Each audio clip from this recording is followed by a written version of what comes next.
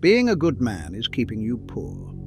Not good as in honest, good as in harmless, agreeable, easy to manage, easy to pay.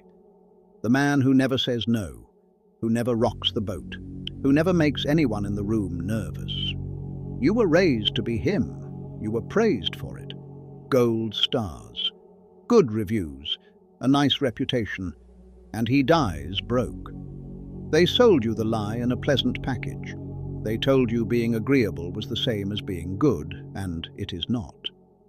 Agreeable is a discount you hand to every man above you, and they book it as profit before you have finished smiling. You were trained to be grateful for whatever you were handed. Take the 4%. Say thank you. Don't make trouble.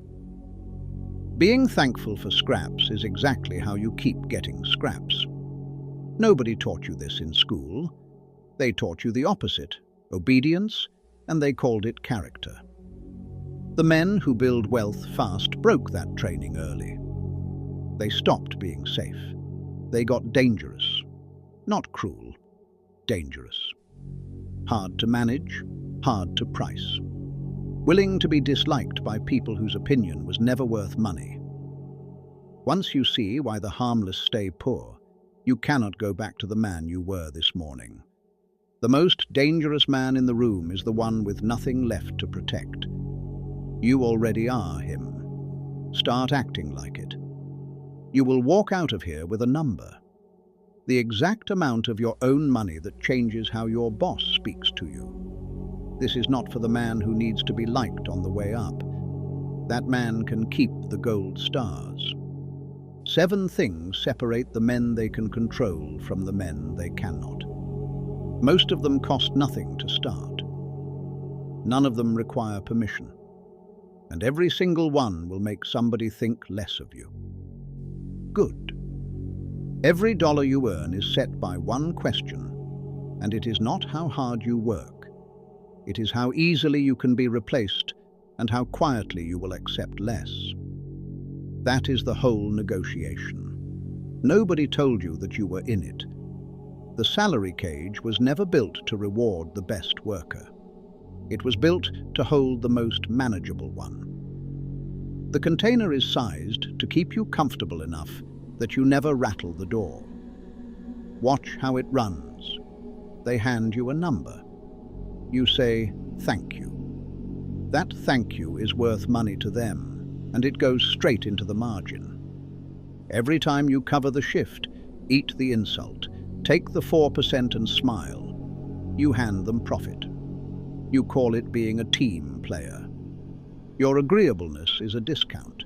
You have been giving it away for free. The Federal Reserve found that roughly 4 in 10 American adults could not cover a $400 surprise without borrowing or selling something. 4 in 10 grown men, 1 flat tire from a crisis. That is the design working exactly as intended. A man with no cushion cannot afford to be dangerous. He cannot say no. He cannot walk. He takes what he is given because the alternative is the drop. And the men who taught you this were kind about it. The uncle who says, don't be greedy. The lifer 1 desk over who says, keep your head down, be patient, your time will come. They mean well. They are also broke. Broke men give the most confident advice about money you will ever hear. I have watched safe men spend a whole life training to be the easiest person in the room. They called it character. It was a low price tag. The employee rents his hours and prays the rent gets renewed. The owner keeps the thing those hours built. You have spent years renting, and the comfortable want you renting forever, because your rent is their return. And look at what the rat race actually promises at the end of it. 40 years of showing up, and then retirement, a word that means you get your time back at the exact moment your body stops being able to use it. That is the deal you were sold as responsible. Give them your strongest decades and they'll hand the leftovers back when you're too tired to spend them. Nobody negotiates that contract. Everybody signs it. Name the last time you said yes when you meant no. One word. Hold it. We are about to make sure it was the last time. 7 moves. Not one of them needs a degree, a savings account, or anyone's permission to begin. What they build is the same thing every time. A man whose price he sets himself, and who cannot be held in place by the threat of a paycheck. We start with the one that changes the room fastest. Rule 1. Build the leverage to walk. Machiavelli told princes it is safer to be feared than loved, because love is held by a chain. Men break the moment it costs them, while fear holds by a dread that never lets go. Strip the crown off, and it is a wage law. The man who needs to be loved gets managed. The man they cannot hold is the man they scramble to keep. Fear at your level is not a personality. It is arithmetic. A man who can quit does not negotiate harder. He negotiates once. The number moves because the leverage moved. Your boss can smell which men are trapped, and the trapped man's raise is smaller every single year. He is not being punished for being bad. He is being priced for being safe. Economist Linda Babcock studied what happens to people who simply never negotiate their pay. Failing to negotiate one starting salary can cost a worker more than $500,000 across a career. $500,000 for being agreeable on a single afternoon. So, run the math. Write down what one bare month of your life actually costs. Rent, food, fuel, minimum payments. Say it comes to $1,600. That is your number now. $400 a month earned outside the cage, fixing phones, detailing cars, flipping returns, gets you to $4,800 inside a year. 3 months of survival, sitting in an account nobody at your job knows about. 3 months is not freedom. 3 months is a face that stops flinching in a room, and the man who stops flinching stops getting handled. The account is a weapon, and the number on it is how hard you can swing. Leverage gets you paid at the table you're already sitting at. The next one is about not waiting to be invited. Rule 2. Move before permission. Safe men ask. Dangerous men move and answer questions later. Travis Kalanick put cars on the street in cities that had not approved them, signed up drivers the old system hadn't licensed, and dared the regulators to catch up. Cities screamed. Taxi commissions filed. By the time the paperwork arrived, millions of people were already tapping the button, and the button had won. The lesson is not break the law, it's the tempo. He shipped, then negotiated. The comfortable negotiate, then never ship. Permission is a line you stand in so you never have to risk being wrong. Waiting for the right moment is the most respectable way a man has ever invented to do nothing, and you can spend a decade in that line feeling responsible the whole time. You don't need a launch, you need one customer. Put what you can do in front of one human being with money before you feel ready. Not a website, not a business name, not a logo, not a plan, not a course on how to make the plan. A message to 10 people that says, I do this, it costs this, do you want it? 9 of them will ignore you. That is the correct number. The 10th one hands you $40 and something permanent happens in your head. Because the daydream becomes a business the instant money changes hands. You cannot get that feeling from research. Every hour you spend preparing instead of asking is an hour you paid to avoid hearing no. And the men who wait are not being careful. They are protecting a fantasy. As long as you never offer it, the thing in your head stays perfect, and nobody can tell you it isn't. Selling it is the only way to find out. And finding out early is the cheapest information you will ever buy. The man asking, is it ready, already lost to the man who asked, who's paying? Rule 3. Take a piece instead of a wage. Here is where the money actually separates, and it happens in a 5-second decision most men fumble without noticing. You do a job. They offer you a flat number. You take it because a flat number is safe and certain, and you can spend it the moment it lands. That number is the last money that work will ever pay you. It ends the second the job ends. A rapper was offered a straight endorsement fee to put his name on a drink. He turned down the cash and asked for a piece of the company instead. When Coca-Cola bought vitamin water, 50-cent slice of it reportedly paid him something north of $100 million. The flat fee would have been a few million spent and gone. Run it at your scale, because the shape is identical. You build a website for a local shop for $2,000. That's the end of it. Or you build it for 805% of what it brings in, and if that shop does $300,000 a year online, you're collecting $15,000 a year for work you already finished. Same hands, same week of labor. One version dies on payday, the other one keeps paying while you sleep. This is the one place your poverty makes you weak, so name it honestly. You take the flat fee because you need the money now. Fine.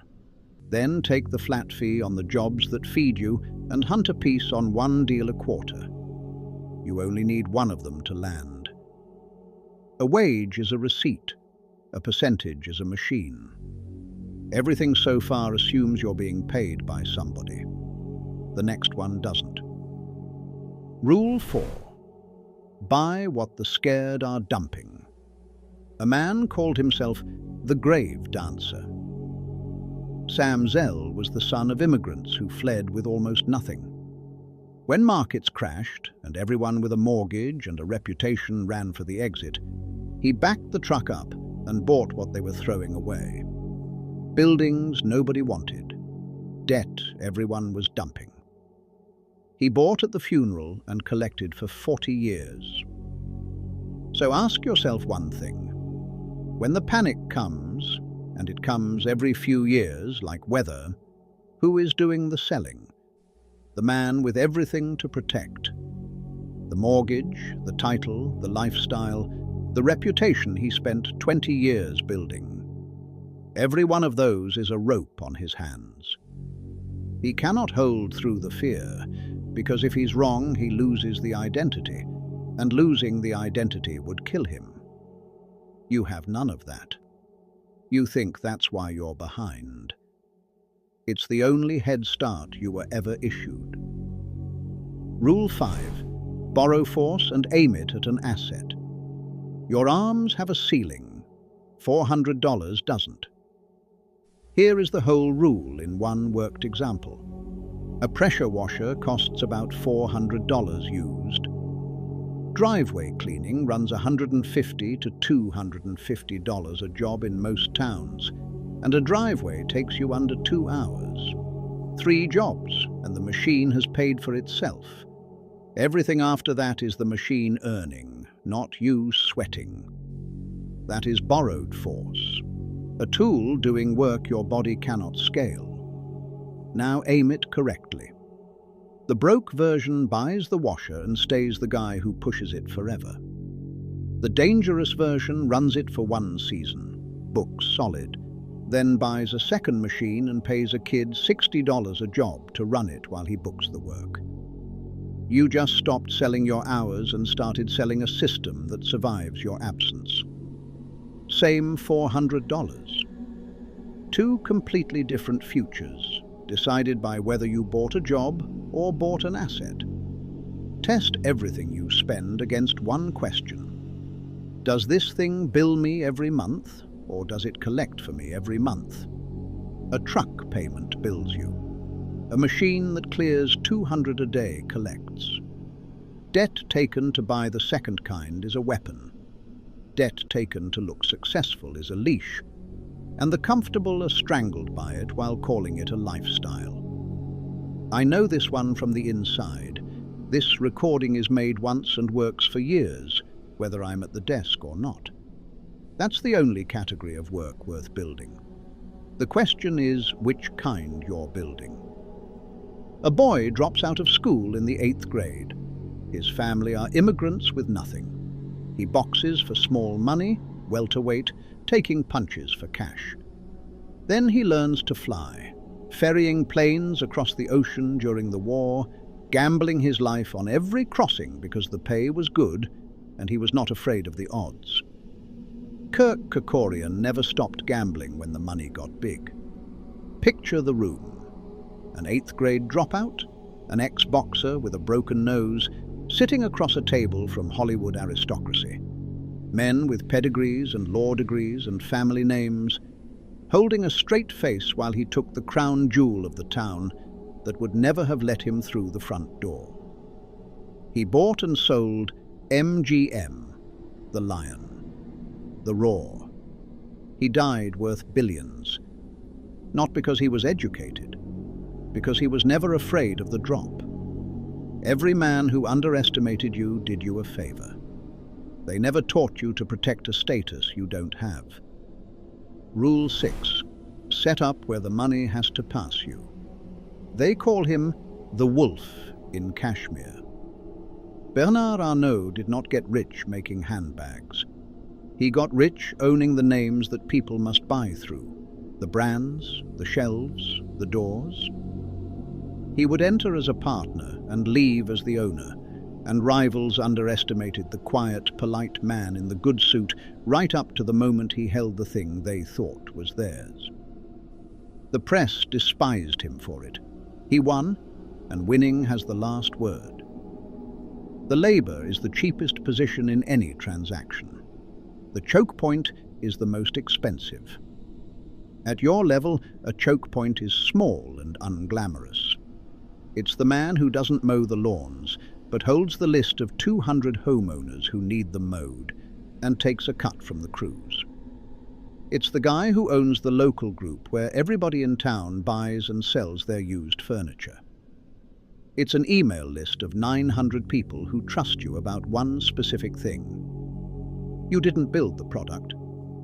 You built the road the money drives down, and everyone pays a toll to use it. Look at how that gets built from nothing, because it costs no money at all. You pick one narrow thing people in your town actually need, and you become the man who knows every supplier of it. You don't buy inventory. You don't rent a shop.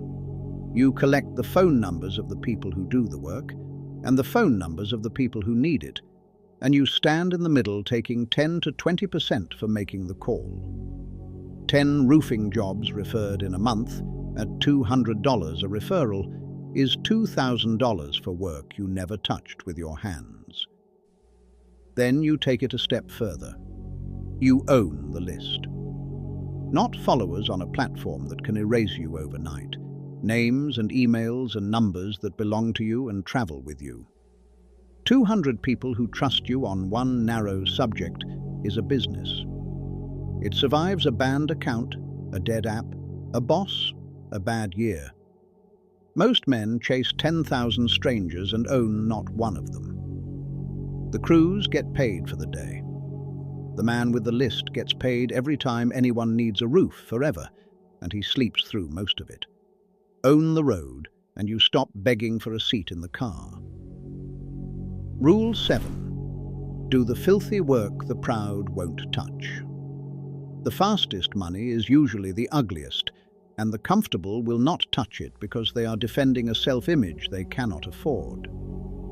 Wayne Huizenga started in garbage, literally, hauling trash before dawn out of a single truck, doing the work respectable men found beneath them. He rolled a filthy, fragmented business into a giant.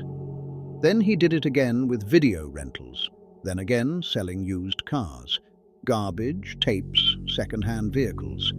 Nothing you'd brag about at dinner. He was too busy building 3 separate billion-dollar companies to care.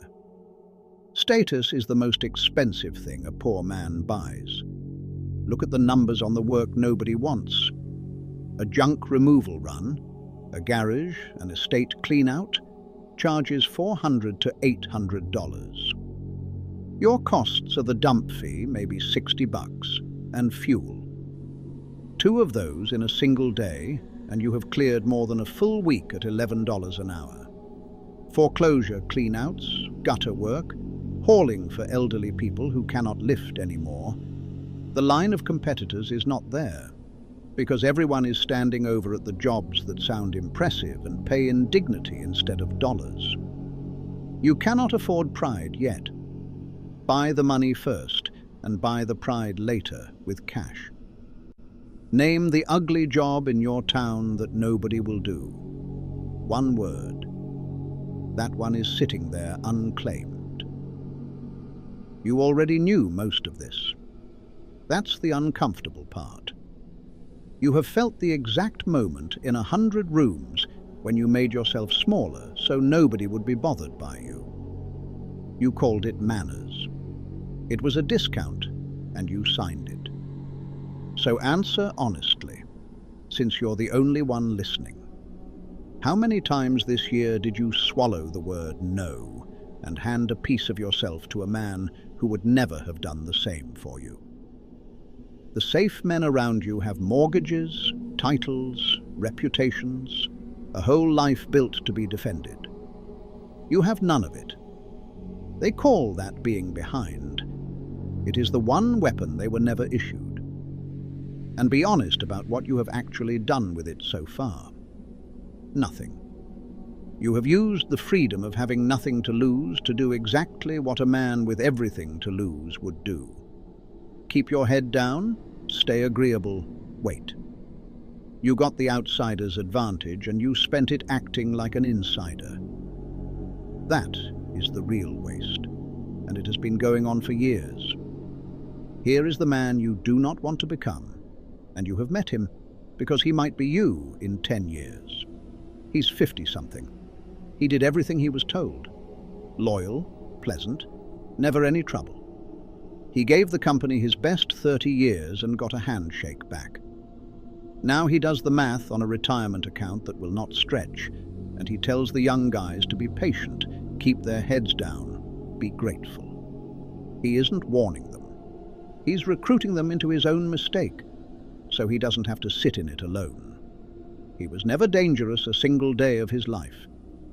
It kept him poor to the end. 2 roads.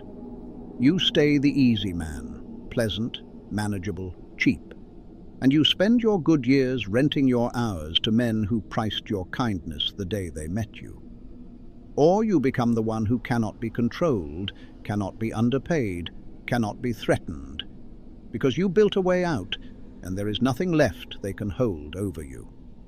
One of those men gets managed. One gets paid. You already know which one you have been. If you saw yourself in this, put one word in the comments. Dangerous, not as a threat, as a decision. Understand what you just watched. That was not motivation. That was the wiring underneath why harmless men stay broke and unmanageable men get rich. The part the pleasant people in your life will never explain, because they don't know it. And if they did, it would indict their entire lives. There is more of this. The moves, the comfortable, are too frightened to make, laid out one at a time. The men who took everything while holding nothing, and exactly how they did it. This is the one place it gets handed to you cold, without the polite lies everybody else is selling. Most men won't follow. They'll nod, feel something for an evening, and go back to saying yes. That is precisely why they stay where they are. The grey eminence is not for them. It's for the ones who felt this land and refuse to be handled anymore. Subscribe, so the next one reaches you. The most dangerous man in the room is the one with nothing left to protect. You already are him. Start acting like it.